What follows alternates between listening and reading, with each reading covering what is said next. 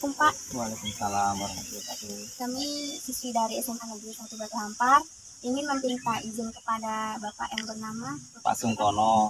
Pak Sungkono buat mewawancarai tentang budidaya tanaman cabai yang Bapak tanam ini. Ya, boleh. Ya, Waalaikumsalam. Saya jawab salamnya tadi kan. Ya, perkenalkan diri sebelumnya. Nama Bapak Pak Sungkono. Kami berada di Kelurahan RT 09 RW 02 Parejawa, Kepulauan Bantayan. Jadi saya mengucapkan terima kasih atas kedatangan anak sekalian, adik-adik sekalian. Bapak dapat bawa bersedia dan meluangkan waktu untuk ada wawancara, dan nanti ini kita tentang apa saja. Nah, yang pertama-tama saya ucapkan terima kasih kepada adik-adik SMA Negeri 1 Batu Hampar. Nah, jadi tujuannya kemarin yaitu ingin mengetahui tentang teknik budidaya tanaman cabai, ya kan? Nah, terus sekalian sama pemasaran, seperti itu. Nah, jadi kita langsung aja. Jadi teknik budidaya cabai yang pertama kita harus memilih lokasi atau lahannya. Usahakan mencari daerah yang tidak mudah terkena banjir. Nah, termasuk ya walaupun dia tidak dataran tinggi, tapi tidak terkena banjir. Nah, yang ada beberapa tahapan. Tahapan yang pertama yaitu kita lakukan pencangkulan atau pembuatan bedengan. Nah, pembuatan bedengan seperti ini. Nah, ini bedengan dibikin seperti ini, ya kan? Setelah dibuat bedengan, nanti kita taburkan pupuk dolomit ataupun pupuk kapur tanah. Nah, kapur tanah itu dia tujuannya untuk selain untuk menggemburkan tanah, dia untuk menetralkan pH tanah. Jadi tanah yang bagus, tanaman yang bagus, pH-nya dia di atas 6. Nah, di atas 6, di bawah 7, minimal 6 sampai 7. Nah, kalau dia di bawah 6 ataupun 5, pokoknya kan pH-nya itu keasamannya kan tinggi. Jadi dia harus dinetralkan dengan menggunakan pupuk dolomit tadi. Nah, kalau dia di bawah pH-nya di bawah 5 ataupun di bawah 6, dia minimal itu 2 kg per meter pupuk dolomitnya. Nah, setelah ditabur pupuk dolomit, kita biarkan ya supaya dia terkena air hujan, biar dia terserap ke tanah, biar bercampur dengan tanah, ya kan? Setelah dia campur dengan tanah, baru nanti kita kalau memang kita perlu kita cincang istilahnya, dicacah lagi. Nah, setelah itu baru untuk penaburan pupuk dasar boleh kita tabur rata, boleh kita sistem di belah tengah. Kalau di belah tengah, di tengah-tengah ini dibelah, jadi nanti pupuknya ditaburkan ke tengah-tengahnya. Kalau untuk pupuk dasar yang Bapak biasa pakai yaitu pupuk majemuk. Nah, yang namanya pupuk majemuk itu dia pupuk NPK 1616, NPK yang biru itu kan ada.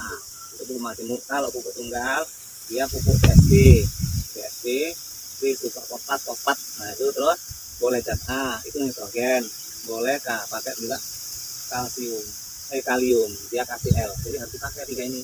Nah, kalau di pupuk majemuk dia cuma 1, cuma dia di situ ada NPK kan gitu.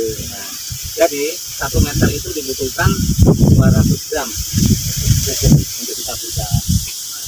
Nah, setelah ditabur pupuk, kalau isi tengah baru kita tutup, ya kan? Nah, setelah itu kita biarkan hujan sekali. Kalau nggak hujan harus kita siram.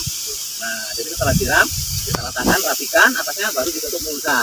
Nah, ini mulsa, namanya mulsa yang hitam ini mulsa hitam perak. Nah, mulsa hitam perak ini kita pasang. Setelah itu kita lubang. Nah, lubang seperti ini lubangnya itu. Nah, setelah dilubang, baru nanti kita biarkan selama 10 hari, baru kita tanam. Nah, terus setelah kita tanam, kita kan tentunya melakukan perawatan, namanya pembosoran atau pupuk susulan. Pembosoran itu dilakukan seminggu sekali.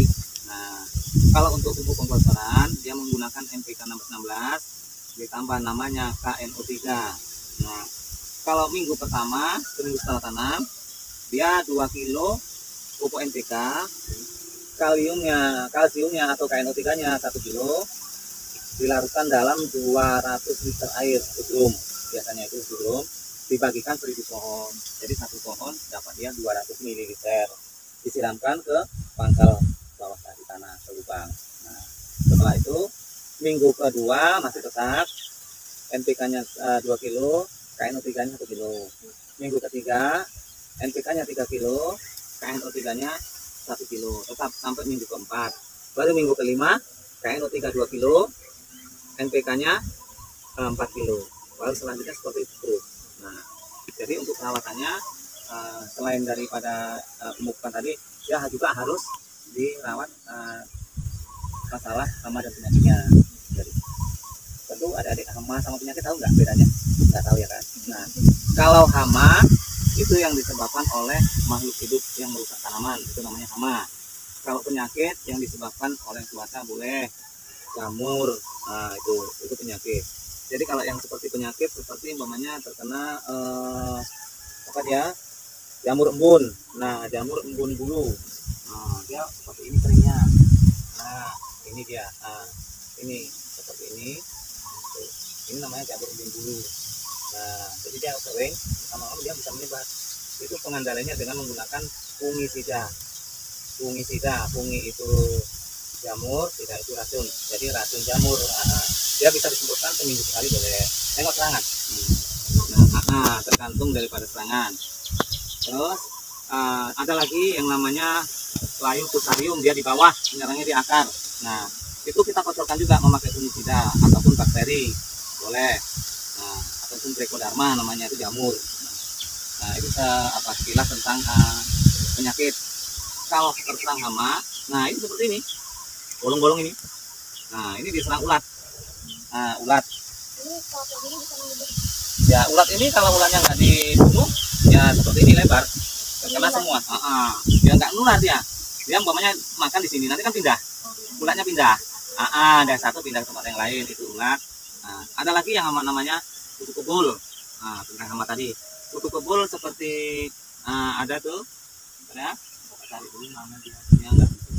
Nanti bapak kasih tahu yang namanya kutu kebul. Kutu kebul dia kutunya namanya terbang. Nah, dia warna kutu putih. Nah, itu putih dia terbang. Nah, itu serangannya dari kutu ini. Inilah yang menyebabkan ini jadi kuning-kuning. Karena kutu kebul. Nah, dia juga harus disemprot dengan insektisida.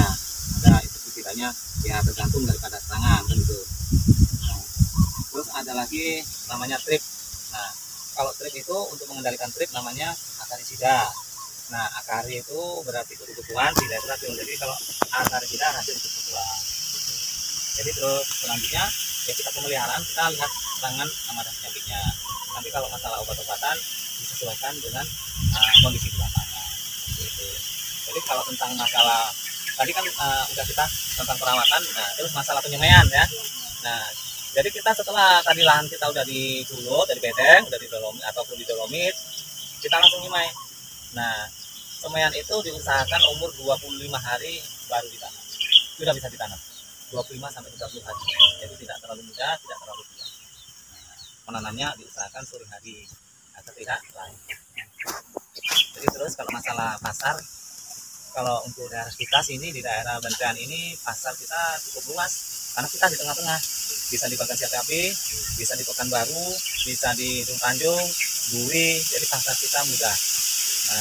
Cuman pada saat sekarang cabai di sini saat ini turun jauh, yaitu sekitar 25 sampai 22 ribu per kilo. Jadi kalau masalah pemanen, yang memanen ya masyarakat daerah sini lah. Ya mungkin itu aja, ada yang ditanyakan, boleh? Luasan. Kalau punya bapak ini luasnya sekitar kurang lebih sekitar hektar lebih lah. Atau kalau hitung pohon dia 8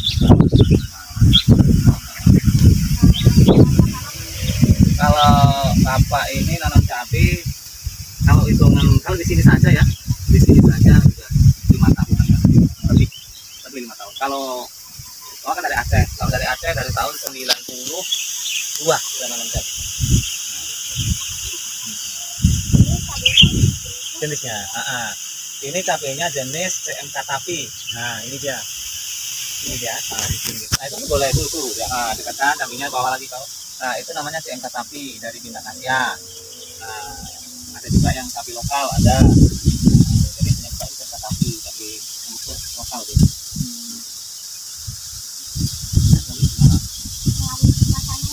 Nah gini, sebenarnya nanam cabai ini kalau terlalu banyak curah hujan itu kurang bagus. Kalau banyak curah hujan dia mengakibatkan serangan jamur tadi kan ada tadi kan. Nah, ada tadi ini. Mana tuh? Ada yang kena jamur tadi kan. Ini namanya likat kuning. Nah, jadi di sini banyak ini likat kuning ini tujuannya untuk melengketkan hama-hama terbang. Nah, hama-hama terbang ini seperti kupu-kupu. Nah, inilah yang menyebabkan ini dia yang menyebabkan datangnya ulat kupu-kupu ini terbang. Nah, seperti itu. Terus ini yang putih ini namanya kutu kebul. Yang putih, nah ini kutu kebul. Kutu kebul. Terus ada di sini yang agak-agak bercak hitam seperti ini trip namanya. Nah, banyak ini hama. Nah, seperti inilah dia. Nah, ini kan. Jadi selain menggunakan likat kuning, Bapak juga menggunakan tanaman bunga.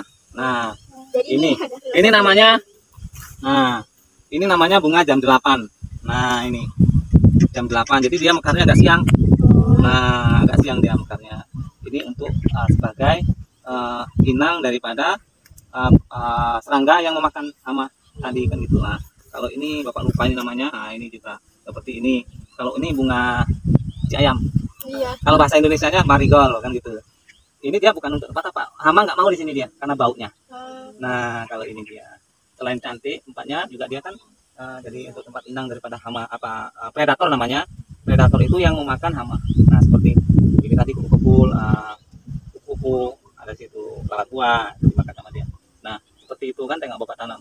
Tuh. Nah, itu tengok itu. Tanah itu bunganya tuh, Bapak tanam di pinggir ini. Nah, seperti itu. Jadi itu tujuannya itu tadi untuk sebagai tanaman refugia. Nah, itu. Ya, mungkin itu udah yang Bapak jelaskan. Oke.